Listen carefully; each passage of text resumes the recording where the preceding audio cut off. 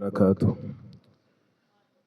اعوذ باللہ من الشیطان الرجیم بسم اللہ الرحمن الرحیم قال النبی صلی اللہ علیہ وآلہ وسلم من احب ان یعلم انہ یحب اللہ ورسولہ فلینظر فإن کان یحب القرآن فَيُحِبُّ اللَّهُ وَرَسُولَهُ او کما قال النبی صلی اللہ علیہ وآلہ وسلم۔ پہلی بات تو یہ ذہن میں رکھیں کہ درس انشاءاللہ 10 سے 12 منٹ کا ہوگا، اور انشاءاللہ 12 منٹ سے 13 منٹ انشاءاللہ میں نہیں کروں گا انشاءاللہ۔ یہ بتایا اس لیے ہے کہ آپ توجہ کے ساتھ بات کو سنیں اور پھر آپ کو فری کر دیا جائے تاکہ آپ اپنی انفرادی عبادت کر سکیں۔ میں نے ابھی شروع کے اندر ایک حدیث پڑھی ہے، یہ حدیث کی ایک کتاب ہے بیہقی شریف، اس کے اندر ہے۔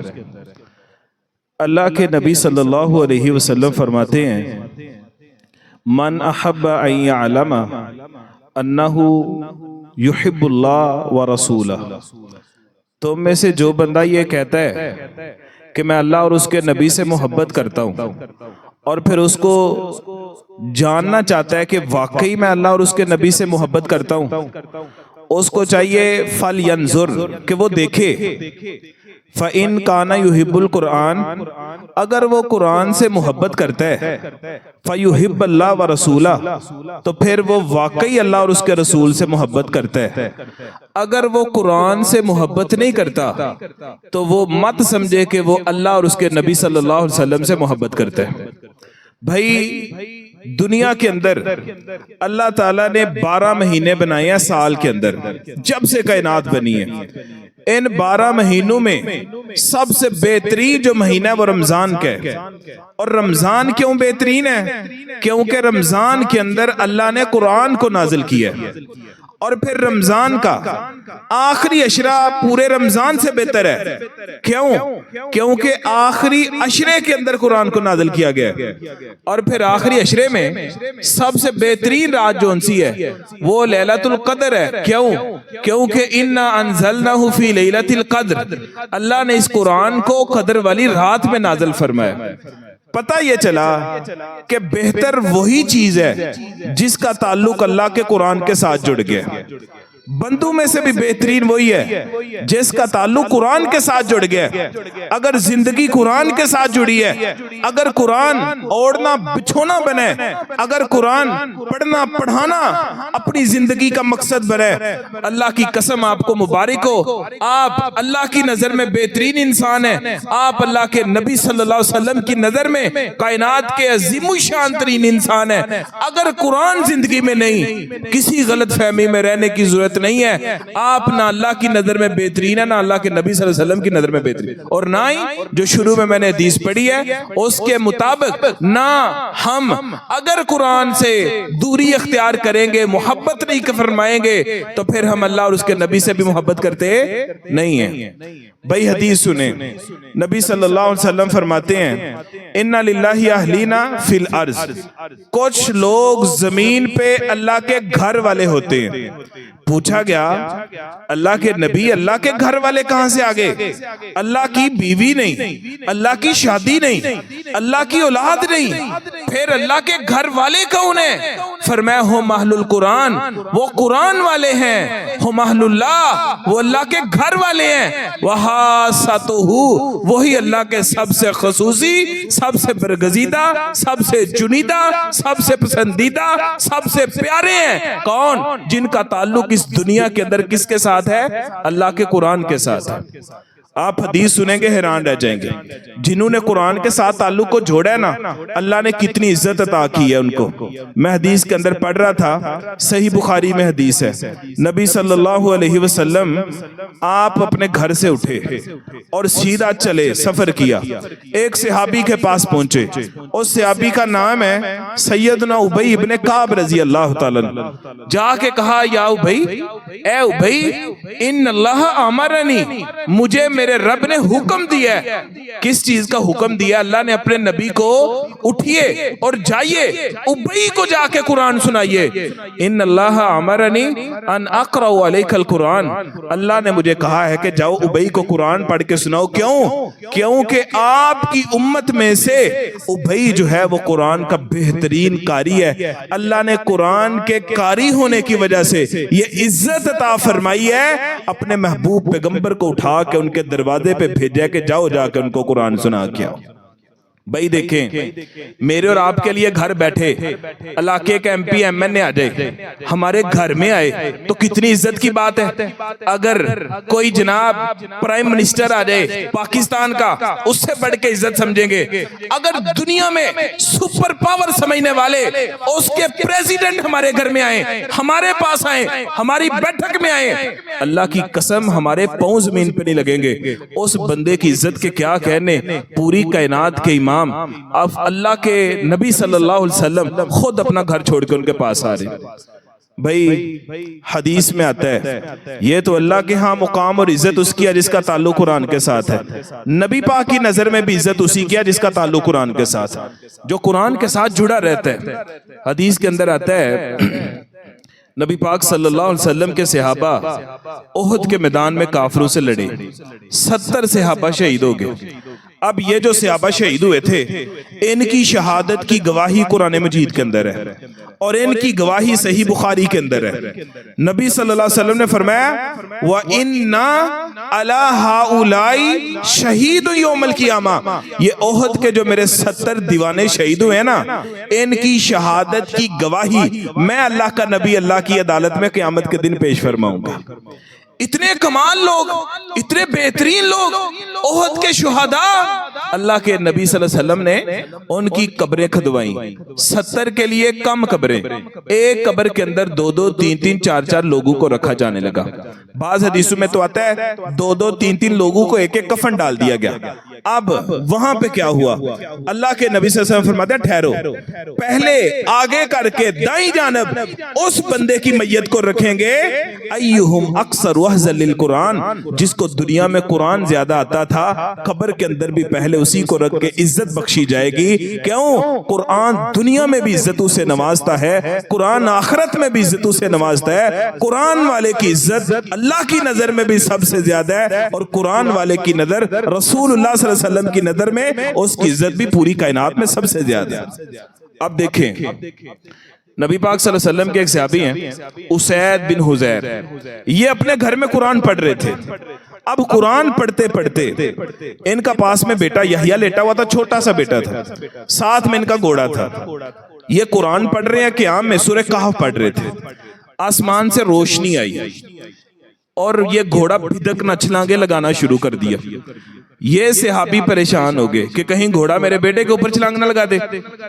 انہوں نے قرآن کی تلاوت کو روک لیا، وہ روشنی واپس گئی، گھوڑا آرام سے کھڑے ہو گیا.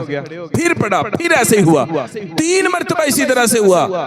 اب صبح جب ہوئی یہ صحابی اسید نبی پاک صلی اللہ علیہ وسلم کے پاس گئے، جا کے ماجرا بتایا. آپ نے فرمایا اے اسید، جو تجھے لگ رہا ہے وہ آسمان سے روشنی آئی تھی، وہ فانوس آیا تھا، وہ لائٹیں آئی تھی، وہ روشنی لائٹیں فانوس نہیں تھا.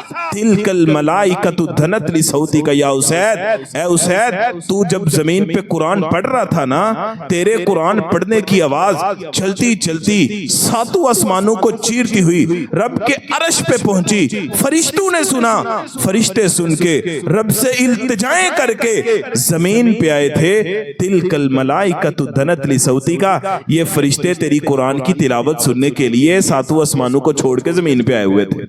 اور اگر تم پڑھتے رہتے یہ فرشتے یہیں رہتے اور دن ہو جاتا، صبح کی روشنی ہو جاتی، یہ فرشتے تم سارے آنکھوں سے دیکھ لیتے. یہ فرشتوں کا پروٹوکول، اور اتنے فرشتے آسمانوں کو چھوڑ کے یہاں پہ زمین پہ آئے ہیں تو کس کی عزت کے لیے آئے ہیں؟ یہ قرآن پڑھنے والے کی عزت کی وجہ سے آئے.